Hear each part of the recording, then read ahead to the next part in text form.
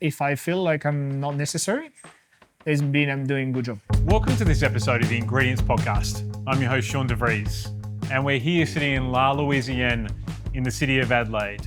And today's conversation is with Alexis Besseau, the head chef of Louisiane.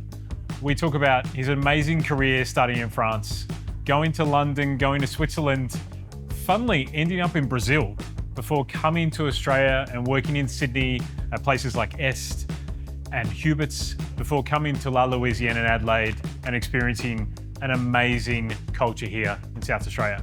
I hope you enjoy the podcast.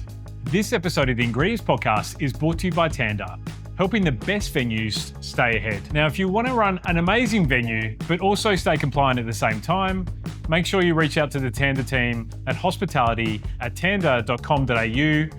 The link is in the show notes of this podcast. Hey, Alex. All right.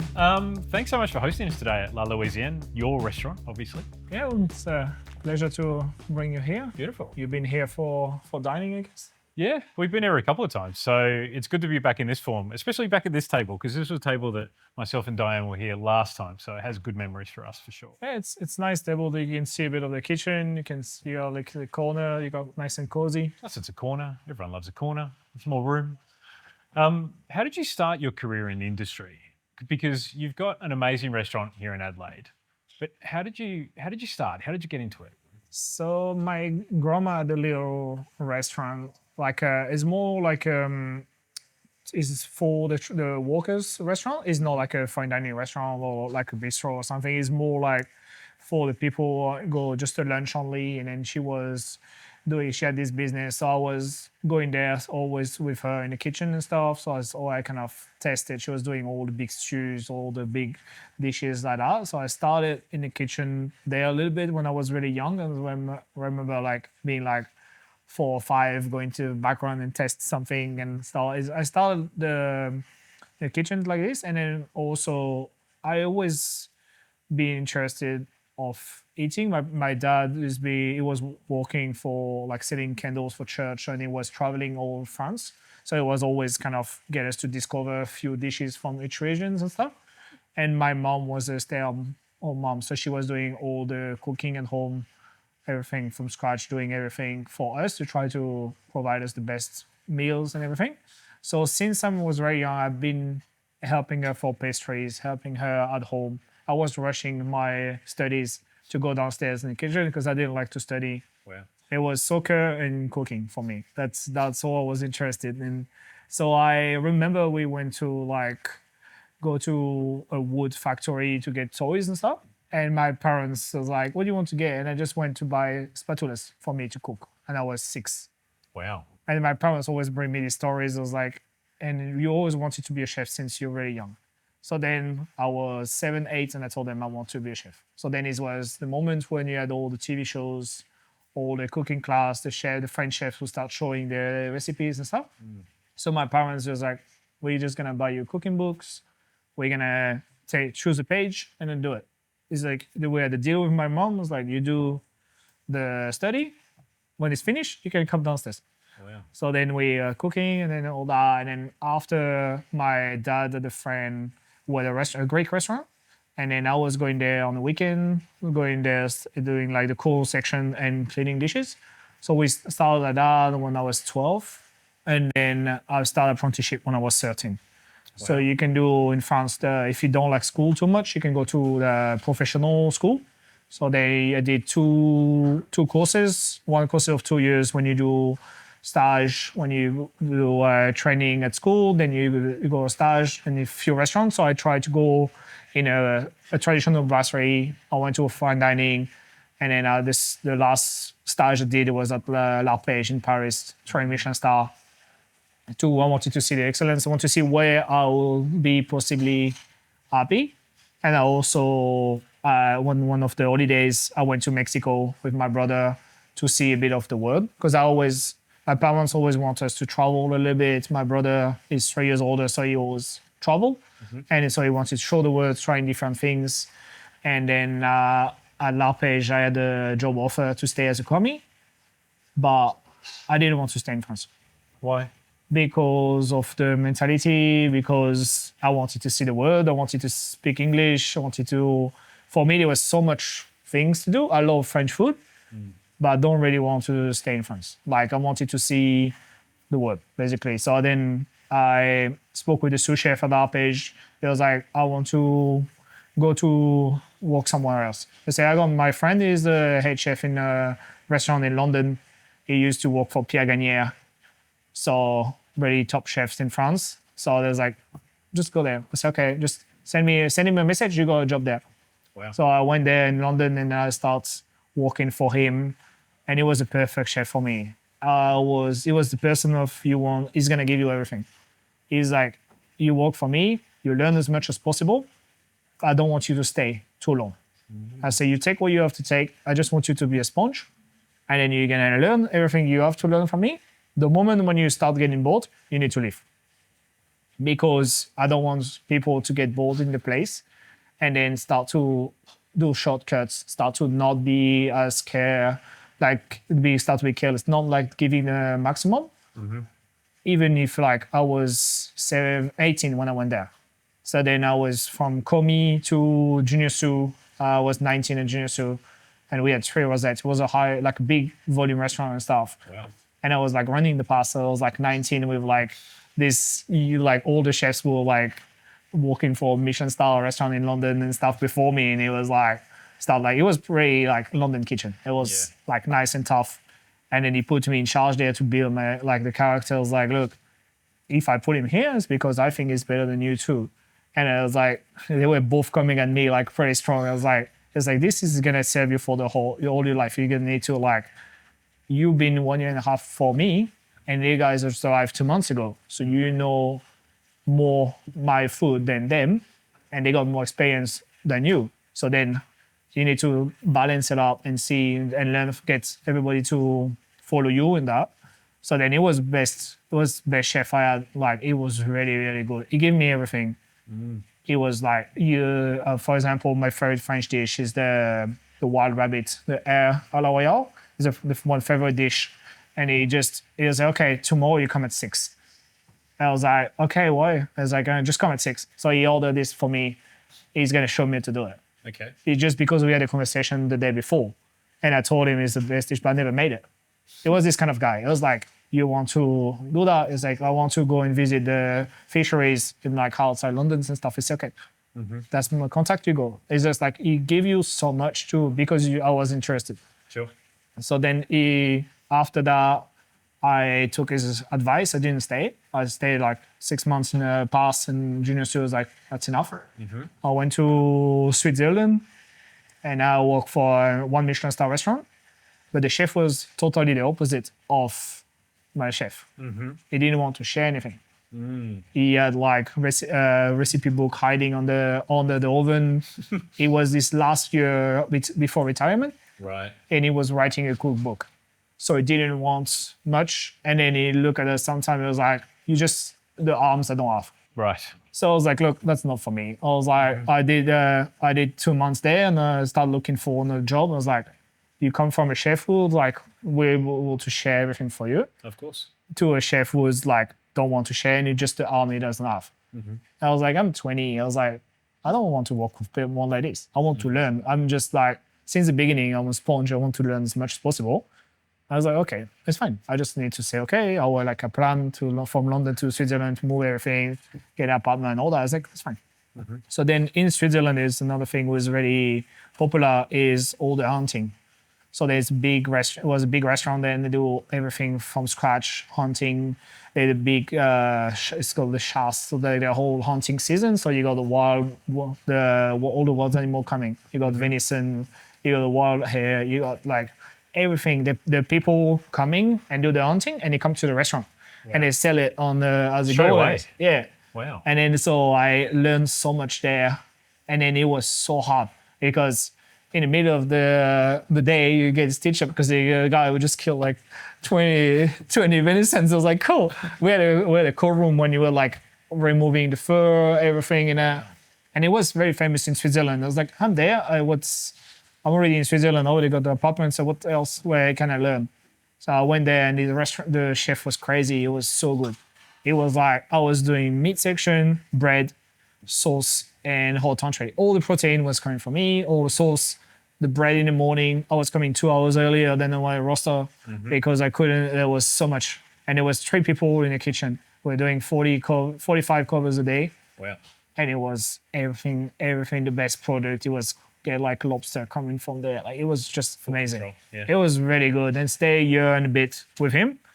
Then I moved to Brazil because my brother was living in Brazil. Okay.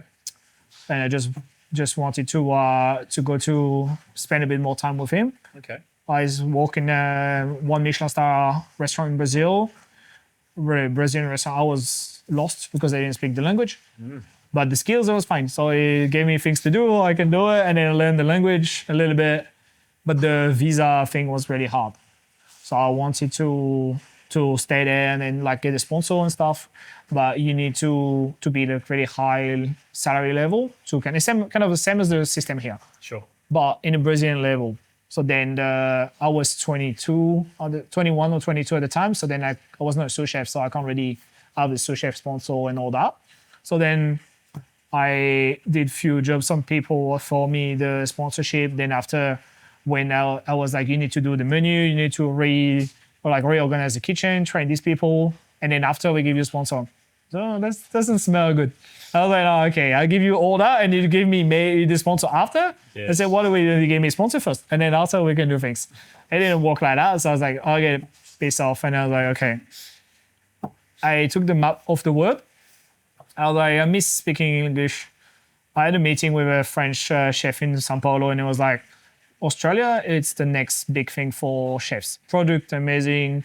You actually get paid for the hours you do. You don't like the culture is different, and you can get a job right now. And it was like, I feel if I was you, I would go to Australia. I called a friend who used to work in Sydney before, and he told me, go.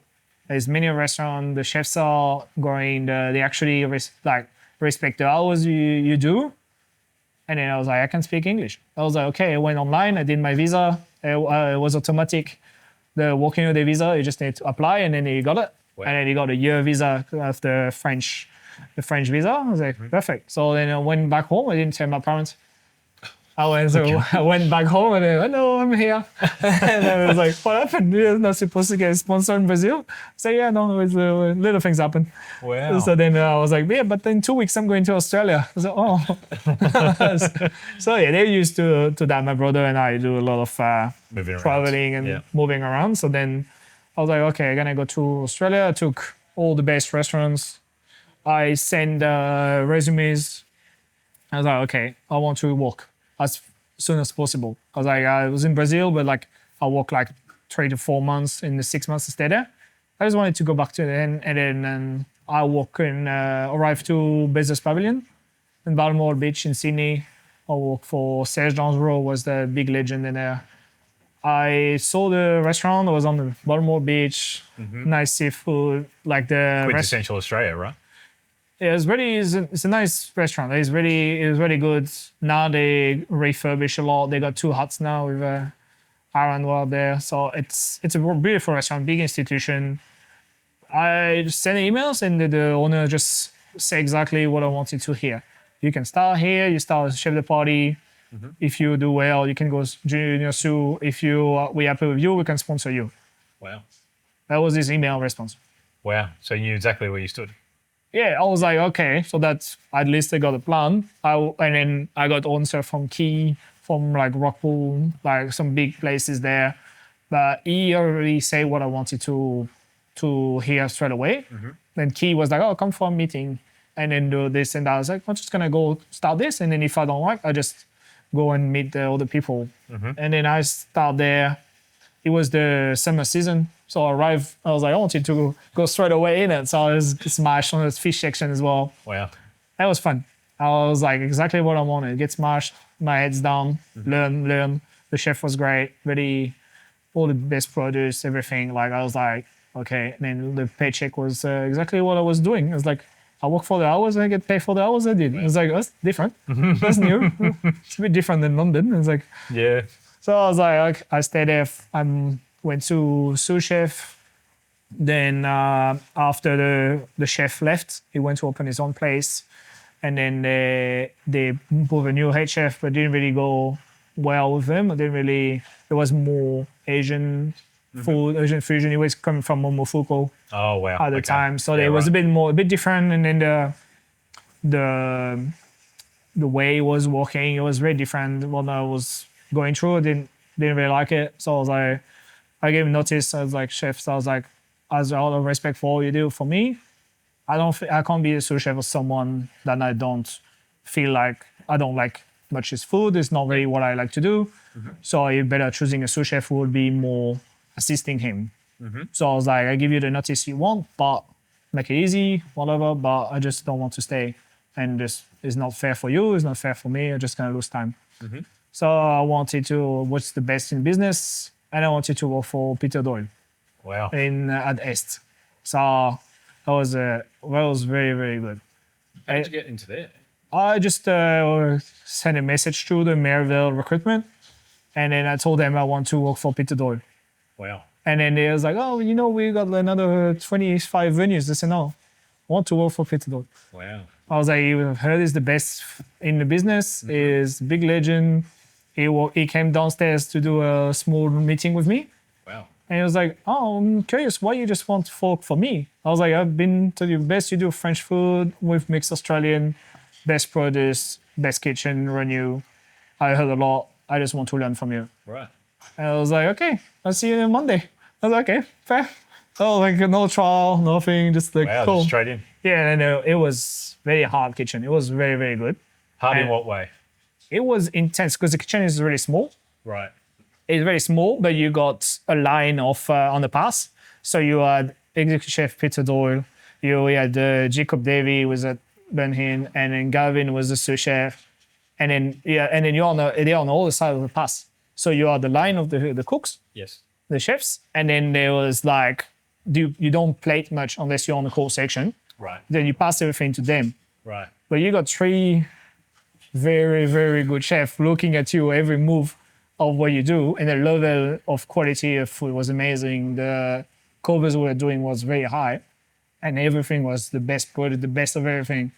And then the quality of the chefs were amazing, crazy. Did you love that intensity, I or loved was it. that a challenge Oh, it to was get over so it? good. Like start. It was Really? so good. I was always asking for extra shift. I was like doing hours and hours as I don't care. Just put me on the roster. I just want to learn. I was like, everything we're doing, like the kitchen was so small, but like the volume we were doing and the quality was so well organized. Chef Doyle was so precise about everything. And he had the system, he was everything. And you had Chef Jacob who was like bringing it, the modernity a bit on, and it was so good. So I don't know, everything was very intense. It was a challenge at the beginning because I was coming from a sous chef on one restaurant, and I arrived there and everybody's so good. The quality of the chefs, doing this, and then I was like, I just want to go. I was like, I've been trained like this. So I was on a garnish section, but I got my eyes on the guys on the meat. When I got a guy on meat, I got the eyes on the guys on the pass. So then I always been trained like this. You need to like look for the next step, do your job properly, but start getting ready for that. Sure. And then the way the kitchen was run, it was very, very good. It was amazing. How long did you stay at S for? I stayed for 1 year. I would have stayed way longer, but I got an opportunity to become head chef at the business where I was sous chef before. Yes. So the owner, Serge, called me. I was like, I got trouble with the head chef. I changed like 2 or 3 head chefs in like a year. I was like, it's not working. I want someone who know what I want. And you've been sous chef before, you're French, you can like do because he's French Canadian. Right. And he was like modern Australian, but more like French oriented. It's like, I'll offer you the head chef position. Say, boss, I'm 23. And Wow. I was like, yeah. I say, I don't care your age. It's like, I don't care about age, whatever I'm gonna help you with all that. I was like, you got the creativity, you can do that. Because I was doing a few specials and stuff at businesses. Like, I say, every time you present me something is what I want. I was like, and I'm gonna teach you the day by day running the kitchen and stuff. And I was like, I mean, you're ready, but you don't know. How did you find going back into a kitchen in a higher position?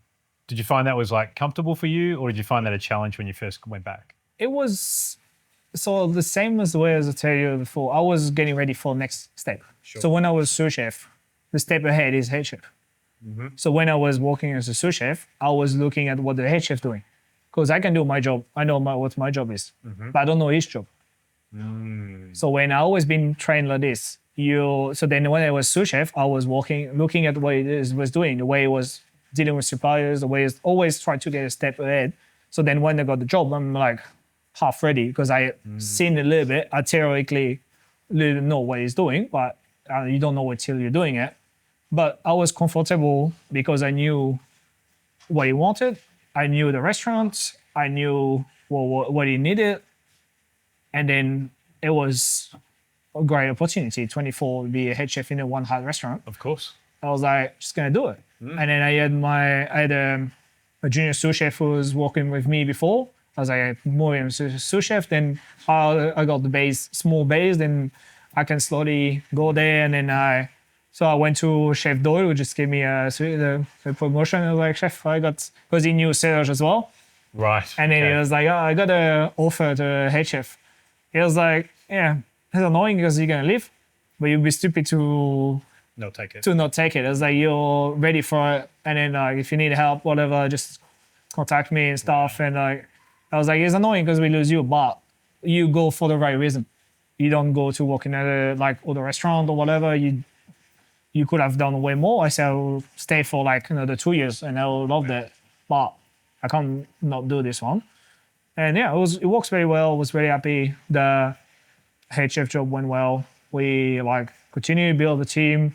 I had to remove half of the team as soon as I arrived, because they were not really want to work. They were happy with to do not many people, because after a few head chef, the Sales went down a bit. Yeah, sales went down. Customer don't really know what was going on and stuff. So I was like, look, we can put stability, go slowly, and then we maintain the hearts. We just continue. We got the score up to what was before. So then we almost was close to get two, but the owner didn't really want to invest more and stuff. It was kind of the dining room, the kitchen get kind of old and stuff. But it was really, really interesting.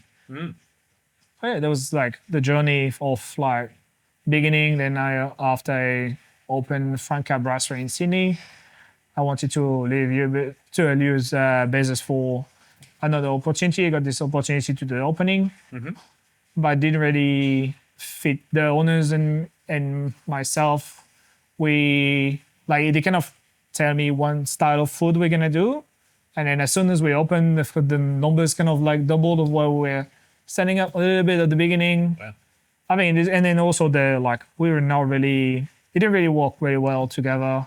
We did set the restaurant and stuff. After months before we opened, I started to have a weird feeling it was not gonna be what has been proposed at the beginning. Okay. But so I took when I was doing recruitment, I took a sous chef who was pretty strong. So I was like, in case of if I need to not stay, then at least they don't put in the shit. And then he's the executive chef of the group now. Wow. So he was a good choice. He's still there. We had a discussion if he didn't work. Well, before we opened, if he didn't really work, then we got the clause and look, you can leave. This is the kind of what we own you and stuff. So then we work very well. The restaurant's still open now. It's doing well. So I'm happy with that.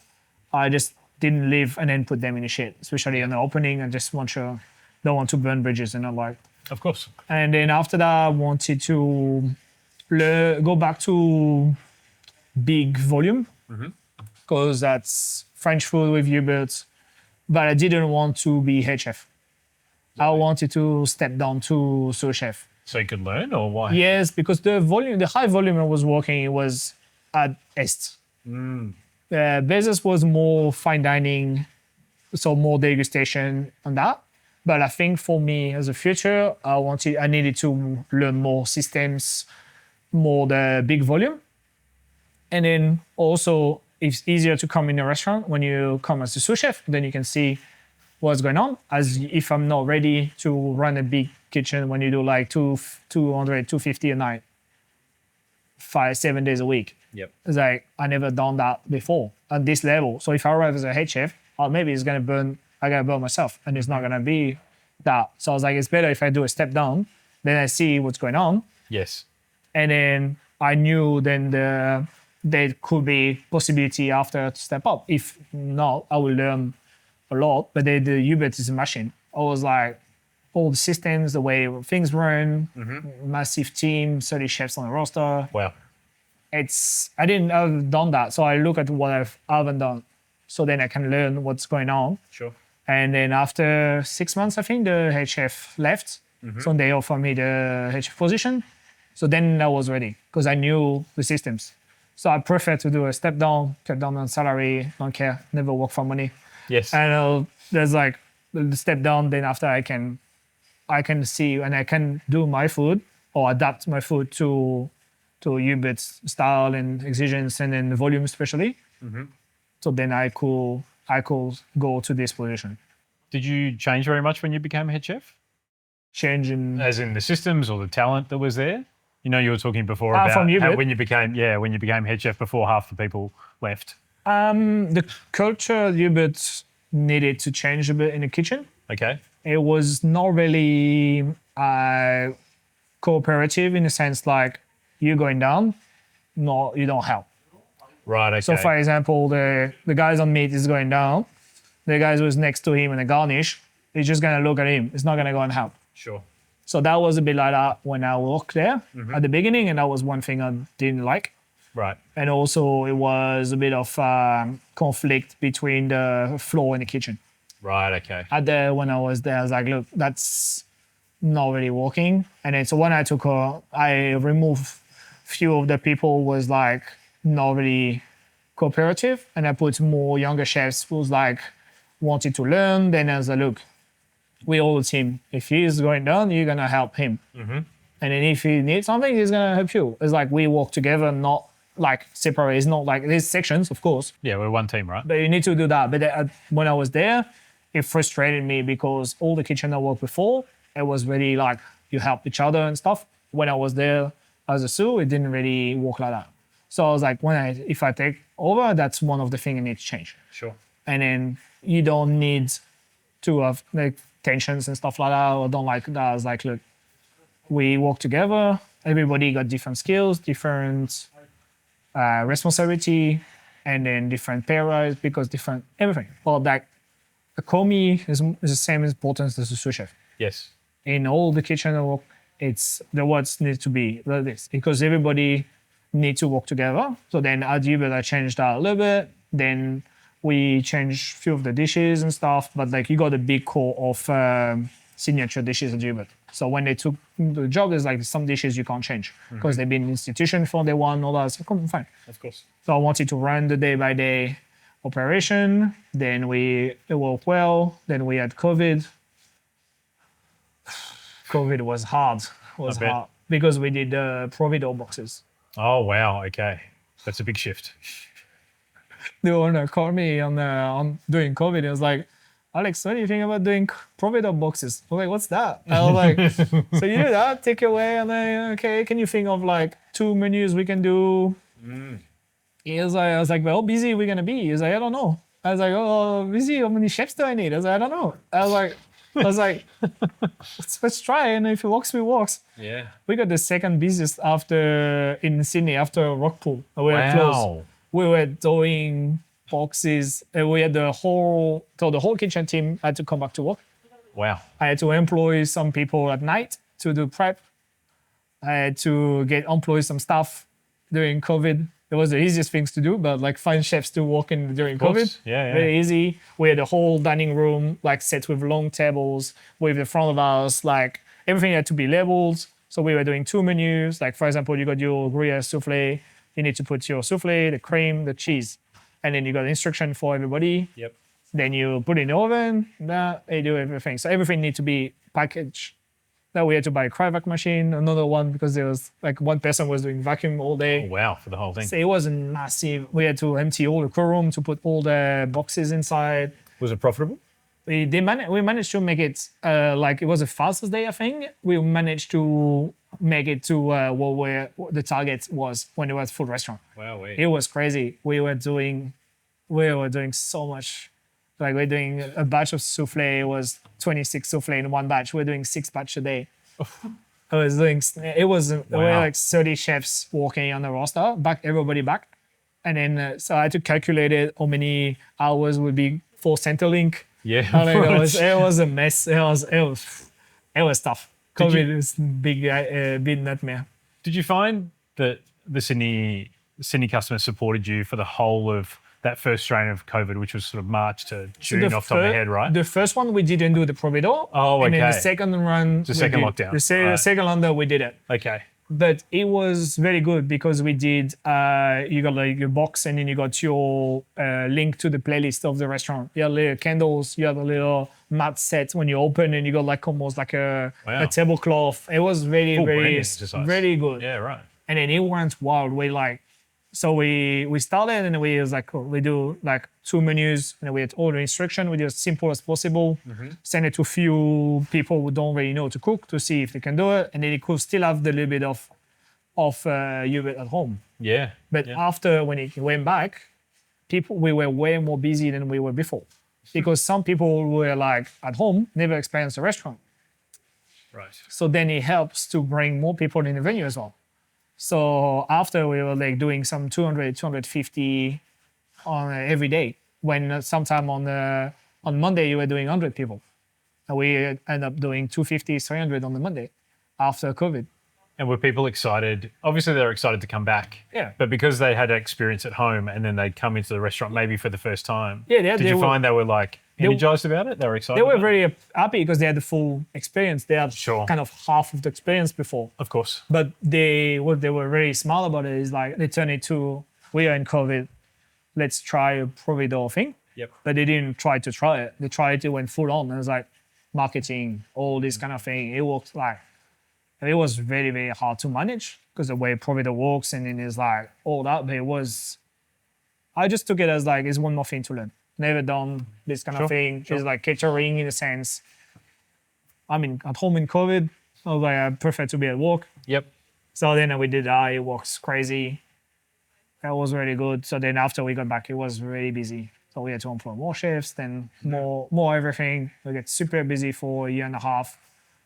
Then after that, I decided to start to think what's the next move for me. And I kind of get a bit tired of Sydney, like the busyness, and then I work in one of the busiest restaurants in Sydney as well. So I wanted to go back to a bit of the hospitality that I like a bit more proximity with the guests, a little bit more like what I find in Adelaide here is like you create like bring some French food. Some people don't really know about French food. They can experience it a little bit and try. Sure. But it's still like in a sense it's not like super fine dining. It's like easygoing. If you want to just come and have a steak for it, you do. If you want to have a full meal and you create your own degustation and you can try. People to try snails. Then I was like, oh, that's not that bad. Yeah. And they try, and then after they was like, oh, I can try something else. I can try all the things, and never like tarts and stuff like that. So but how did it come to be that you came here? It's because first I got invited by Oliver and Big Easy to do a pop-up at Yasso George. And how did that happen? Because how did they find out about you? I got a friend who was the group chef here, Ari Bourne, who is at Pastel now. Okay. So he invited me to do a pop-up here because he was part of the Big Easy. He was like, let's do a Yasso George Hubert's dinner. So we did one day. It was lunch and dinner. We did Hubert's and at Yasso George when it was before the style, before Tarantino's. Tarantino's. Mm-hmm. So we're there, and then after we start to have a good conversation with Oliver, and he was like, oh, what will make you come to Adelaide to open a French restaurant with us? Classic Oliver, give you like the direct offers like that. I was like, I don't know. And then the idea stays in your mind, and I was like, start to speak with the wife, and I was like, I don't know, it could be something, Adelaide could be something interesting for me to like something a little bit smaller. And then what I wanted to do is, next step is start to be involved a bit more in the day-by-day operations, start to be able to decide a bit more on the decisions of the restaurant. Sure. Create a concept, all right, like come here in Adelaide, a new market, do a study of the market, see what will work, what can work, like all that, it will be the next step. Sure. So then I always, same as being trained, always think next step. I'm the head chef, well, above me is the owners. So then I want to learn a bit more this, that. But if I stay in a big institution like Sydney, you got 6, 7 people above you who would make the decision for you. So if I go to a venue when I got more direct contact with the owners, more decisions to do, then I can do more of my food, more of the operation part of it. So then I wanted to see that a little bit, so that to go in a smaller city, that could be easier. So if I wanted to start working for me a little bit more. So like if I have like be partner, then if you work more hours, then you get more. Then they start to be involved in this day-by-day exercise. Then Oliver contacted me as well for that. I was supposed to come for another project, was supposed to open a French restaurant but bigger. Then I kind of decided to leave Hubert 6 months earlier than what I was when I was kind of supposed to come.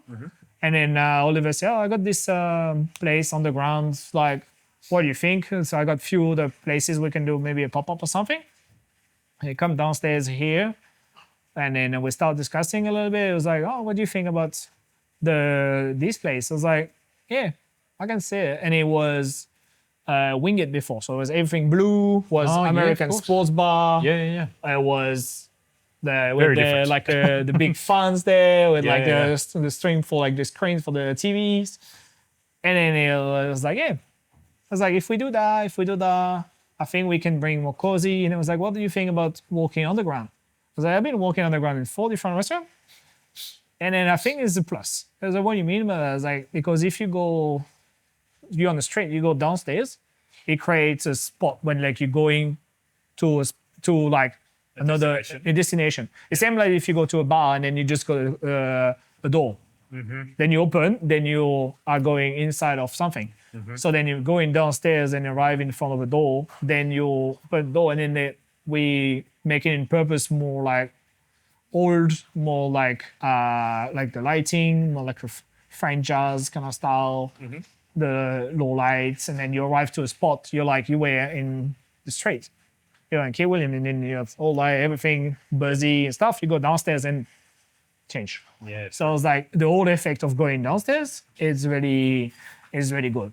I love to listen to podcasts and stuff about like the restaurants, like setups, everything. So then it was like I started speaking with him, and he loved this kind of stuff as well. So like we were discussing. He's like, yeah, if we do that, and I love the part that they could listen to me or not just be the chef. They was like, I'll come and then it's gonna be my food, but it's way more than that. So then they wanted to involve me in that. So that's exactly what I was looking for, and that was before I signed my contract. Wow. So then we was like start discussing. I said, yeah, we do a pop-up. And then after we go to the other venue we could be working on. So and then here works really well for the strengths from the beginning. It works really well. Like we got big response, like people liking a lot, like busy from the beginning. So then we like decide to see like, oh, maybe we should not do the other project and keep this one here. Okay. And then try to make La Louisiane better. Continue to evolve. What can we do to make it more people coming in, keep the consistency, get the staff on, and then it will be a risk to invest a lot in another venue when you got this venue will works already. Sure. So then we continue this path, and then we're like, so I came to Adelaide from a little pop-up to a message from Oliver. And then they came to Hubert as well to test more of my food and stuff. Yep. Then we started a bit more intense the conversation. And yeah, my wife says, okay, we got Alexis name, and let's go to Adelaide. Say it could be the future of something for us. And then it's more quiet in a sense, but it's still a big city. Yeah, exactly. Like a lot of people say it's a small city, but it's not. Yeah. There's lots, and then like the CBD is quite concentrated in restaurants and stuff, but there's so much to see. I haven't seen many of it for the moment. So What was the biggest change coming from Sydney, especially places like Hubert's and Est and these kind of institutions, and then coming to Adelaide and doing this pop up to then turn into a fully fledged restaurant? Like, what was the biggest change that you noticed in regards with how kitchens were run? I think the biggest challenge was the staff. So I didn't know many people here except like the Big Easy group, and then I knew a friend from Harry was a pastor now. So I didn't have contacts, didn't know everything. So I started looking for chefs, started put ads, put like sous chef job, CDP, try to get the core team already going. Lucky I had two chefs like from the Big Easy who wanted to work with me, who wanted to learn French food. So then that was two already fine. Then I needed like higher levels chef, and it was very, very hard because a lot of people I find in the resumes, they got like from like apprentice to CDP or sous very, very fast, all in the same restaurant. So they know this restaurant, but and they start asking like for big monies, they start asking for, I used to do this and that. And then if you offer them like, look, I was sous chef here, but like I prefer to put you a CDP.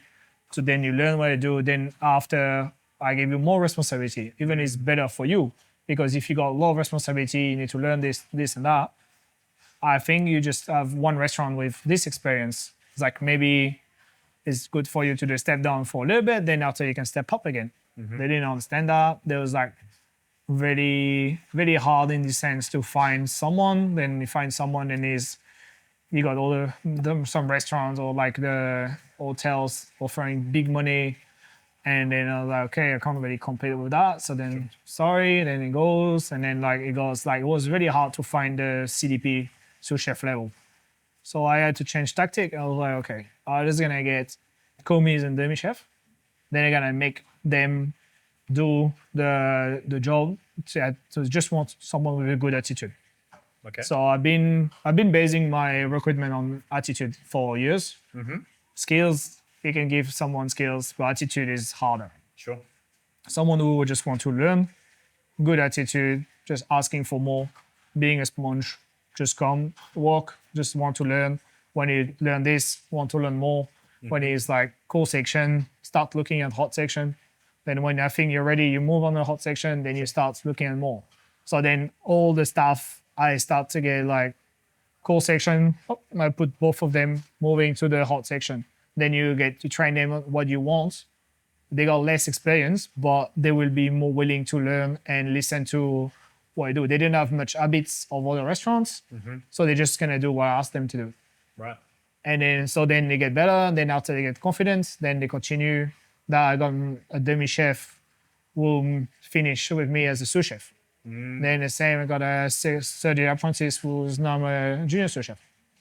So I've been seeing the recruitment way differently. I get some younger people who just want to learn, and then get them to learn the kitchen, but step by step. So you start on the cold, then you go.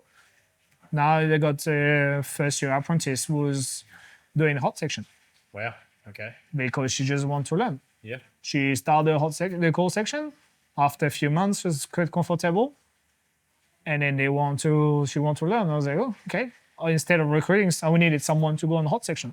Instead of getting a CDP, I was like, okay, just give her a chance. Yeah. If she doesn't, then we're gonna understand why she's not ready.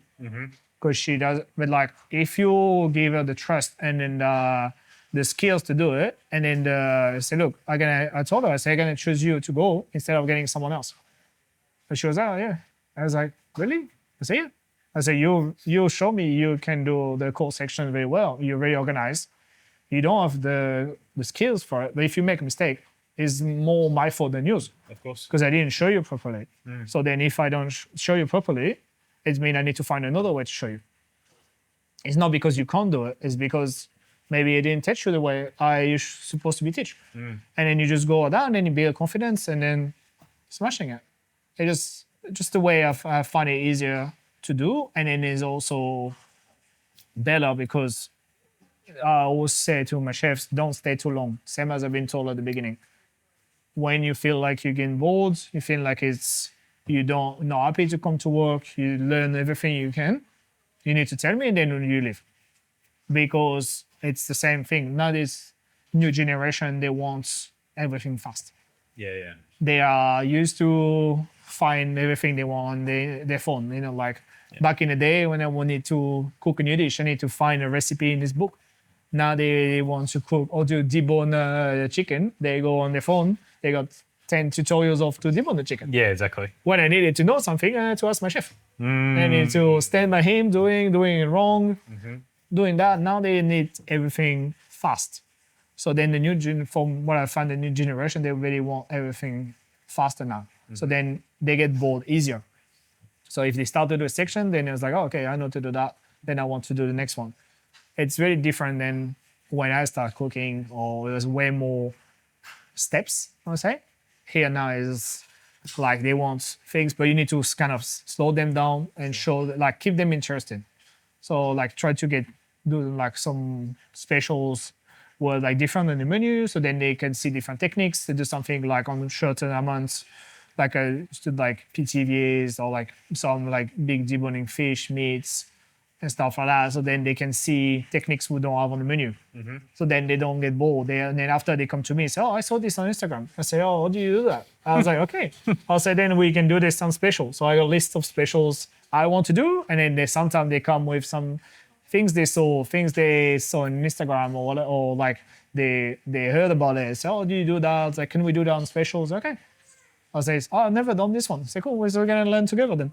Wow. I say, I don't know all the French dishes. Like, they used my staff push me as well to want to learn. They want to learn more. They was like, now we got the menu. We know to do the a la carte menu. But like, let's play with some different special. Let's play with like when we do some new menus and stuff like that. I get my two sous chefs to get involved as well. Otherwise, it's just me doing the creation, and then of course I got the last say, but you get them involved as well, so it's more interesting for them. Sure.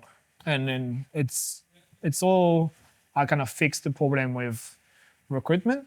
Is like lower staff on like the experience, but just the attitude, and it works very well. Like that's it. And then after its retention of staff has been really good. So That's working well.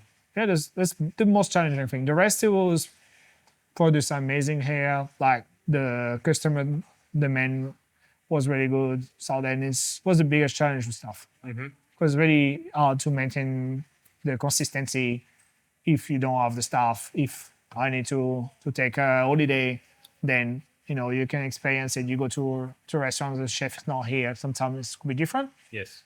That we don't want this here. Like, I want to make sure I need to be not necessary in the kitchen. So right. I feel like if I do well, is if I don't need to be here. Yep. If I come and then I just need to do a few things, or I just work on the specials, or I just do some meetings and stuff, and if it works well. It's so I feel like it could feel weird, but if I feel like I'm not necessary, I'm doing a good job. Yeah, exactly. That's what I've been feeling, and then it's like that's why I need to train the staff to anything happen. If something happen, whatever, I don't need to be here. And it works well. And also the staff is happy to have the responsibility as well, to be trusted to run the thing. Because if the kitchen is one way just when I'm here, for me is a fail. Yeah, of course. Alex, what's one of the smallest changes you've made here at La Louisiane that you think has created the biggest impact for either yourself or your team? I think what we did was most like the best decision we did. It was after 2-3 months, we stopped looking at the concurrents. We stopped looking at other restaurants. We just focus on us. So it's like before we were like looking at the menu, it was like, oh, these restaurants have these prices, this restaurant offer that. And then we had a meeting with Oliver and Jack we were just having a random meeting, and then we were just like saying like, oh, this one is like, and it was like, oh, I told Oliver, I was like, I think we should just focus on what we're doing and all we can do it best. And Oliver said exactly what I've think. I was like, let's just try to get our offering better, and then we are busy, but we can be more busy. So then the best decision was that I was like, let's not try to compare ourselves to other restaurants because we're unique of our offering. Everything is different. The service, the vibe, the food is different than other people. So what can we do? So it was like, okay, the service, maybe we were at the beginning was a little bit too refined, too like serious. I was like, let's try to play a little bit more. Let's try to bring the casual aspect, but the foods will be in a refined style. But we need to work on like, how can we increase the spend per head? Or can we get a guest who is just planning to come for a steak frit to stay longer? So then we stop looking at how much this restaurant charging, and then this new restaurant French, like for example when Station Road open, it's another French restaurant open and say cool, it's good for them. Then people will compare or something. But let's just try to make ourselves better and not look at what they do. People come to La Louisiane for a reason. Then we try to make them happier than they were. And then we were looking at ourselves on the numbers. We were looking at, how can we be more profitable here? What can we do to be more busy? We start the happy hour. We did some burlesque show. We did some different events, wine dinners. We did the regional dinner now, like bring people to France in different regions. And then we do a matching wine with the wine from the region. Wow. So then people were interested in learning French dishes. So give them more. And then now instead of going to eat in France, you're gonna go regional different ones. So then we just stop to look at other people and just focus on us. Everything, like service, the water, the food, the cost, staffing, everything. What can we make it better? Not, this place is opening, then it would be a trade for us. No, we could be 20 French restaurant opening. If we focus on the consistency, having the good numbers on revenue, we're fine. We just need to focus on us. Then if people want to come to La Louisiane, then at least we give them the best of what we can do. Yeah. Alex, my final question to you is, what is next? You've done so much. I feel you're settled in Adelaide. You've been here a good amount of time now, in an amazing restaurant with an amazing group. What do you want to do next year? I think I'm pretty happy here. Like, I think like La Louisiane got more potential. Like, we always got more to do. Like the dinners and stuff we're doing, there is more to do in here. Like, it's always, as I say, we looking at what we can do better. So it's an everyday question. So then we can make this one better, and then after maybe want to open another one. Like, I'm not going anywhere. I think I'm happy here. I like the hospitality in Adelaide. I think there is space for more French restaurants and stuff, but it would be in the right time, would be in the right moment. But I'm happy here, and then I'm happy to focus on the day by day. Like, what's make me happy is you see the person was on the core section when they started, now they're smashing the grill. Now they're cooking big steaks. Now they're getting to do 60 steak a night. And then when see, they're all nice. They're all like consistent. And then like 6 months back, they didn't have the confidence and then didn't think they would be able to do that. That's what make me happy, get the staff to be happy, and then that's it. But like, for me, the short future, I don't really have a plan for now, but every day try to get better. Myself, the staff, everybody together. So I want to give you one bit of feedback before we sign off. The last time Diane and I, my partner, were here, we were actually sitting at this table. And when we were here, it was really loud, like really loud. There was a table that was over there, and they were enjoying themselves, but it was hard for us to have a conversation. Your staff came up to us, who was leading the floor that night, and said, "It's a bit loud, isn't it? Do you want me to move you somewhere else?" And they moved us to the banquet seating, which is obviously your prime sort of seating in this venue. Just the two of us, where that banquet seating could probably fit, 6, 8? Moved all our plates, moved all our wines, gave us a free wine, and then just looked after us. And the table was just continually touched by every single staff member who was on the floor that night and just made sure that we were looked after. And to have that self-awareness and knowledge that your customer is probably not having an amazing time, even though they're having a great time, which is out of their control, to make that decision themselves comes from amazing leadership like yourself. Well, I think that every guest is important. That's the first rule. That's what Oliver said. Every single person will start to work for Bees. Is like every single person, doesn't matter how big is the bill. It's every single person need to have the best experience we can. If they feel like you were like it was loud and stuff, and they can do something about it, they will do it. It's not like they will do it for someone who just have a burger and then just have one thing on the bill.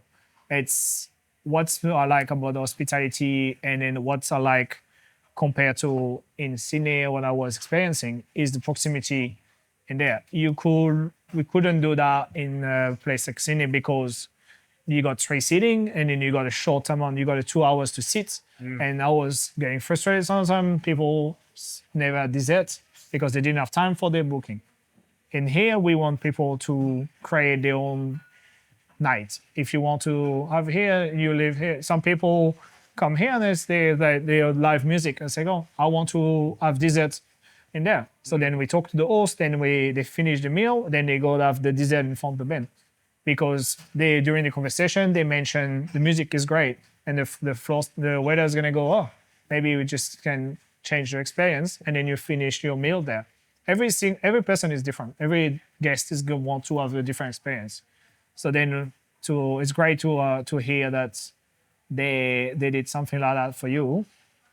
And then now it's something that stays with you, and then like when you talk about here, it's like, look, this is what happened to me. But that's hospitality about all of it. Like, see the needs of the guests in the moment, in the conversation and all that. That's what we do that to get people enjoying the food. It's not just the food, it's the whole experience and the whole thing. Alex, thanks so much for you and your team for hosting us here today. I hope this is the first of many conversations we get to have on camera on a podcast. Pleasure. And thanks for having your time. Pleasure. Thank you. This episode of the Ingredients Podcast is brought to you by Tanda, helping the best venues stay ahead. Now, if you want to run an amazing venue, but also stay compliant at the same time, make sure you reach out to the Tanda team at hospitality@tanda.com.au. The link is in the show notes of this podcast.